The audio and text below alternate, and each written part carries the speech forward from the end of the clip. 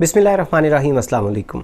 कुछ दिन पहले YouTube पर मेरे सामने सजेशंस में एक ऐसे वीडियो की सजेशन आई जिसके थंबनेल में मैंने देखा कि मशहूर आलिम दीन मौलाना तारिक जमील साहब भारतीय टीवी चैनल के मशहूर ज़माना मिज़ाहिया programme the Kapil Sharma show में तशरीफ़ फरमा है। कपिल शर्मा के सामने एक बच्चे के हमरा मौलाना साहब तशरीफ़ फरमा है।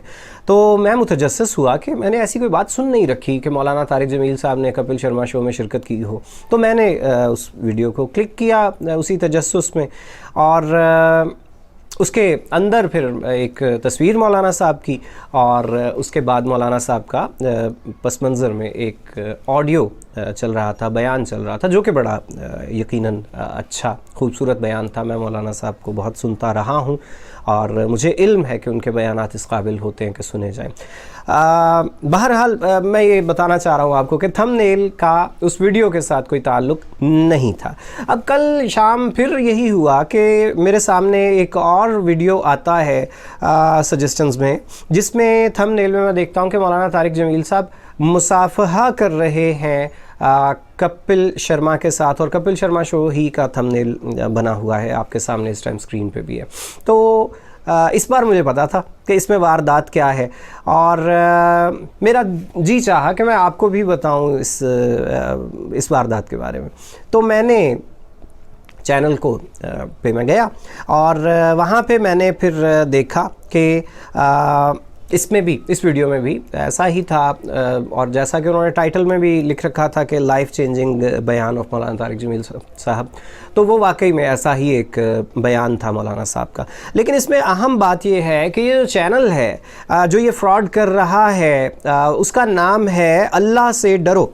और ये मैंने उस चैनल को जब सर्च किया, उसके वीडियोस में मैं गया, तो मुझे पता चला कि उस चैनल का कोई और वीडियो ऐसा नहीं है कि जो 50,000 को भी जिसके व्यूज़ ने क्रॉस किया हो, जबकि इस एक वीडियो पे तो वो मिलियन के करीब पहुंच चुके हैं। अभी मैंने कुछ देर पहले देखा, मिलियन के करीब वो पहुंच चुके हैं उनके व्यूज़।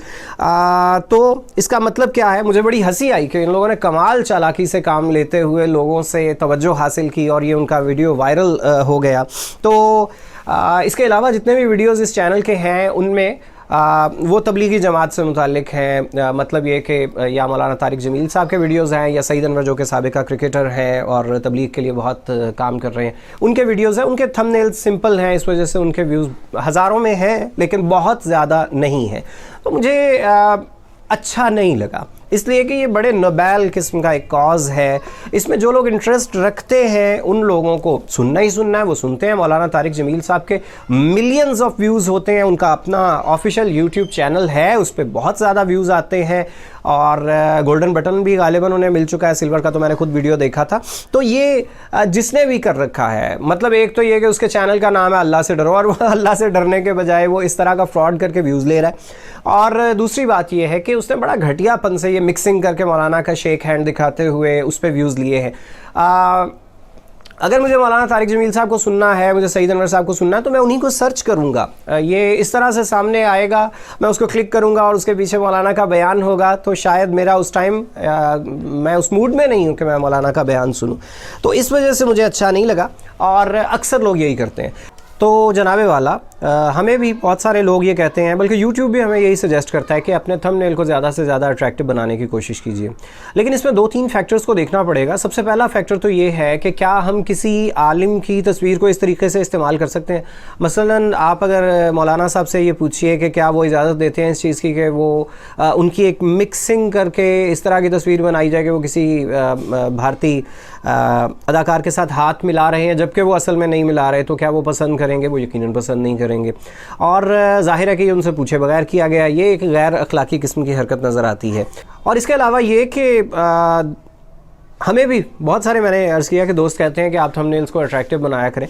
अट्रैक्टिव बनाने के लिए वो जो हरकतें की जाती हैं ना, कि इस वीडियो में देखिए कि क्या शर्मनाक हरकतें हो रही हैं, और वो फिर ट्रेंडिंग में आ जाते हैं, आप लोगों के सामने भी वो आते होंगे और हमारे सामने भी आते हैं। तो ऐसे तो फिर ऐसी शर्मनाक हरकतों से तो मेरा ख्याल है कि ट्रेंडिंग में ना जाना ही बेहतर है, ऐसी हरकतें करने से बेहतर है। तो इसलिए मुझे ज़ाती तौर पे ये चीज़ पसंद नहीं आई, तो मैंने कहा आपके सामने इस नापसंदीदगी का इजहार ज़रूर कर देना चाहिए। और चूँकि हम सब लोग उलमा का एहतराम करते हैं, मौलाना तारिक जमील साहब का ख़ास तौर पे बहुत एहतराम है हमारे यहाँ, तो उनके साथ ये हरकत किए जाने पे हम एहतजाज रिकॉर्ड करवा रहे हैं कि ऐसा नहीं किया जाना चाहिए था। तो उम्मीद है आपको हमारा आज का मैसेज समझ में आ गया होगा, और अगर आपको हमारे वीडियोस पसंद आते हैं तो आप हमारे चैनल को सब्सक्राइब कीजिएगा और अपने कमेंट्स में हमें बताया कीजिए आप हमारे बारे में क्या राय रखते हैं। आपका बहुत शुक्रिया।